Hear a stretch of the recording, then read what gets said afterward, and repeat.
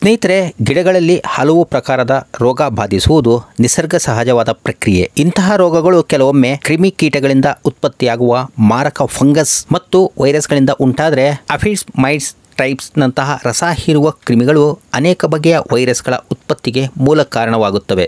ಇಂತಹ ಕ್ರಿಮಿ ಕೀಟಗಳು ಗಿಡಗಳ ಮೇಲೆ ದಾಳಿ ಮಾಡುವ ಸಂಜ್ಞೆಯನ್ನ ಗಿಡಗಳು ತಮ್ಮ ಎಲೆ ಮೇಲ್ಮುಖವಾಗಿ ಮುದುರಿಕೊಂಡು ತೋರ್ಪಡಿಸುತ್ತವೆ.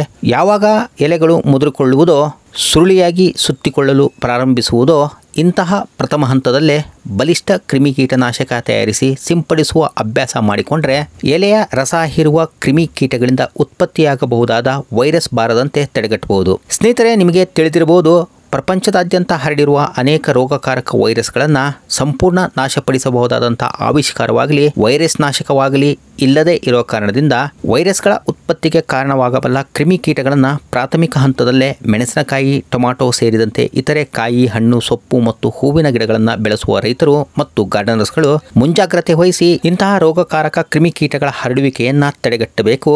ಒಂದು ವೇಳೆ ವೈರಸ್ಗಳ ಉತ್ಪತ್ತಿಯಾಗುವ ಹಂತದವರೆಗೆ ನಿರ್ಲಕ್ಷ್ಯ ತೋರಿಸಿದ್ದೇ ಆದರೆ ಗಿಡಗಳ ಜೊತೆಗೆ ಬೆಳೆಯು ಸರ್ವನಾಶವಾಗುವುದಲ್ಲದೆ ರೋಗಕಾರಕ ವೈರಸ್ ಮಣ್ಣಿನೊಳಗೆ ಪ್ರವೇಶಿಸಿದರೆ ಮಣ್ಣಿನ ಫಲವತ್ತತೆ ಕುಗ್ಗಿಸಿ ಭವಿಷ್ಯದಲ್ಲಿ ನೆಡುವಂತಹ ಬೆಳೆಗಳಿಗೂ ಹಾನಿ ಉಂಟು ಮಾಡುತ್ತವೆ.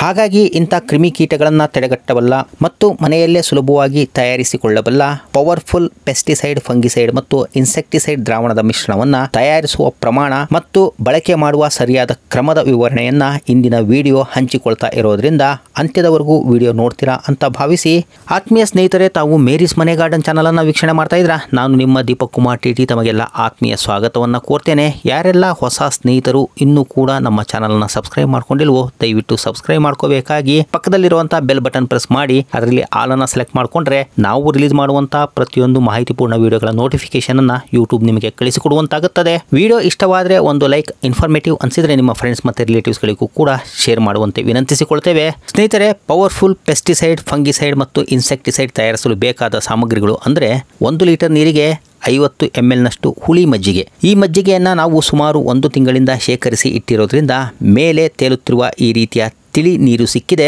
ಇಂತಹ ತಿಳಿ ನೀರಿನ ಕಾರಣದಿಂದಾಗಿಯೇ ಇಂದಿನ ಈ ದ್ರಾವಣ ಹೆಚ್ಚು ಬಲಿಷ್ಠವಾಗಿ ಕಾರ್ಯನಿರ್ವಹಿಸುತ್ತೆ. ನೀವು ಕೂಡ ಇಂತಹ ಮಜ್ಜಿಗೆಯನ್ನ ಕನಿಷ್ಠ 7 ದಿನಗಳವರೆಗಾದರೂ ಮಡಿಕೆ ಸಿಕ್ಕರೆ ಅದರಲ್ಲಿ ಶೇಖರಿಸಿ ಇಡಬಹುದು.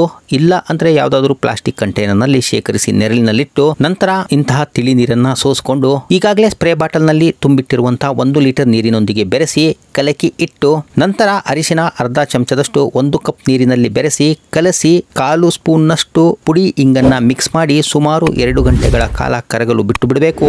ನೀರು, ಅರಿಶಿನ ಮತ್ತು ಇಂಗನ್ನ ಬೆರೆಸಿ ಹಿಂದಿನ ರಾತ್ರಿಯೇ ನೆನೆಯಲು ಇಟ್ಟು ಮಾರನೇ ದಿನವಾದರೂ ಇದರ ಮಿಶ್ರಣದ ನೀರನ್ನು ಉಪಯೋಗಿಸಿಕೊಳ್ಳಬಹುದು. ಇದನ್ನ ಕೂಡ ಸೋಸಿಕೊಂಡು ಸ್ಪ್ರೇ ಬಾಟಲಿಯಲ್ಲಿರುವಂತಹ ಹುಳಿ ಮಜ್ಜಿಗೆ ನೀರಿನೊಂದಿಗೆ ಬೆರೆಸಿ ಕಲಕಿಕೊಂಡು ಸೂರ್ಯಾಸ್ತದ ಸಮಯ ಅಂದ್ರೆ ಸಂಜೆ 5 ಗಂಟೆ ನಂತರ ರೋಗಗ್ರಸ್ತ ಅಥವಾ ನಾಟಿ ಮಾಡಿದ 15 ದಿನಗಳ ನಂತರದ ಸಸಿಗಳಿಗೆ ಪ್ರತಿ 15 ದಿನಗಳಿಗೆ ಒಮ್ಮೆ ಸ್ಪ್ರೇ ಮಾಡ್ತಾ ಬಂದ್ರೆ ರೋಗಕಾರಕ ಕ್ರಿಮಿಕೀಟಗಳು ದಾಳಿ ಮಾಡದಂತೆ ತಡೆಗಟ್ಟಬಹುದು.